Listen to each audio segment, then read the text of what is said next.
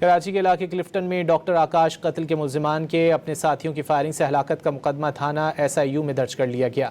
मुकदमा इंस्पेक्टर राव अख्तर अली की मुद्दत में दर्ज किया गया। मुकदमे में इंसदाद दहशत गर्दी, फायरिंग करके कत्ल व ज़ख्मी करने और कार्य सरकार में मदाखलत की दफ़ात शामिल की गई हैं। डॉक्टर आकाश कत्ल केस में मुलजिम सुरेश, अनिल और रामचंद गिरफ्तार थे। मुल्जिमान ने इंकशाफ किया कि दीगर साथियों की गिरफ्तारी और वारदात में इस्तेमाल मोटरसाइकिल बरामद करवा सकते हैं। मौके पर पहुंचने पर मुल्जिमान की फायरिंग से गिरफ्तार मुलजिम सुरेश, अनिल और रामचंद हलाक हो गए। कराची के इलाके क्लिफ्टन में डॉक्टर आकाश कत्ल के मुल्जिमान के अपने साथियों की फायरिंग से हलाकत का मुकदमा थाना SIU में दर्ज कर लिया गया। मुकदमा इंस्पेक्टर राव अख्तर अली की मुद्दत में दर्ज किया गया। मुकदमे में इंसदाद दहशत गर्दी, फायरिंग करके कत्ल व ज़ख्मी करने और कार्य सरकार में मदाखलत की दफ़ात शामिल की गई हैं।